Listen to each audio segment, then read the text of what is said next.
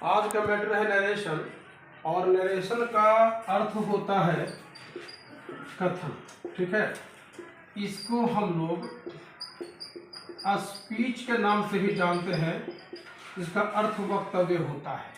तो स्पष्ट क्या हो गया कि नरेशन और स्पीच ये दोनों आपस में पर्यायवाची शब्द हैं।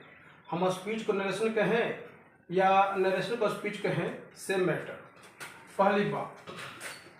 दूसरी बात क्या है कि नरेशन जो है अंग्रेजी का एक वर्ब है, टू नरेट। टू नरेट से लिया गया है, और टू नरेट का मतलब होता है सूरज बाबू व्यक्त करना या कुछ कहना, जिसे इंग्लिश में कहा जा सकता है टू एक्सप्रेस समथिंग और टू टेल समथिंग। यह हुआ परिचय। पहली बात कि नरेशन को परिभाषित करने के लिए इसकी दो परिभाषाएं हैं। ठीक है ना, इसकी दो परिभाषाएं हैं। पहली जो छोटी परिभाषा है वो है कि to narrate the statement of someone is equal to narration. मतलब किसी की उक्ति को, किसी की बात को व्यक्त करना नरेशन कहलाता है।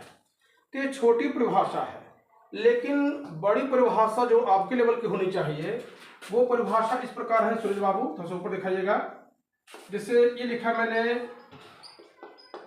Narration is a way of giving और telling an account of the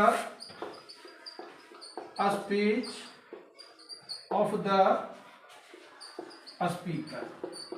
अब यहाँ पर यह हो गया कि किसी की बात को बिल्कुल उसी के शब्दों में रखते हुए या उसे बदलकर दूसरों के सामने किसी और रूप में कह देना ही कथन कहलाता है।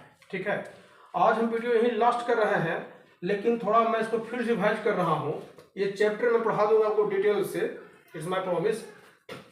नरेशन को हिंदी में कथन कहते हैं, जिसका पर्यायवाची शब्द अंग्रेजी में स्पीच होता है। स्पीच का अर्थ वक्तव्य होता है, पहली बात।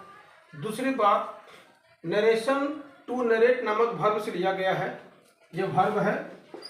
और नरेट को इंग्लिश टू इंग्लिश में कह सकते हैं टू एक्सप्रेस समथिंग या टू टेल समथिंग, और दोनों का अर्थ हो गया व्यक्त करना या कुछ कहना।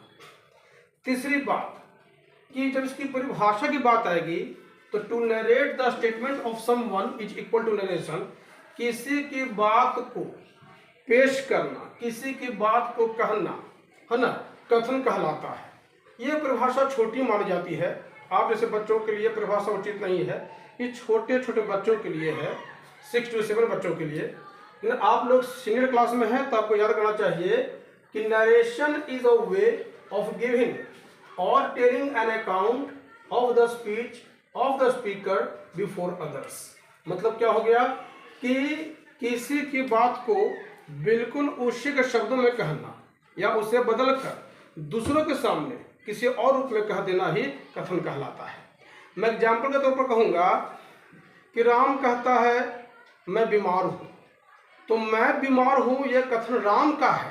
अब हम कहते हैं कि राम कहता है कि वह बीमार है, तो राम कहता है कि वह बीमार है, पूरा का पूरा सेंटेंस आपका हो गया, हमारा हो गया, किसी और का हो गया, राम का नहीं रहा।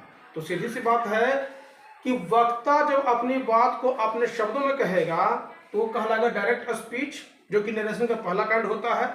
और वक्ता अपनी बात को न कहे, उसकी बात को दूसरा कोई कहे, अपने शब्दों में कहे, उसका सारांश कहे, वो कहलाएगा इनडायरेक्ट स्पीच। आज की इतना है।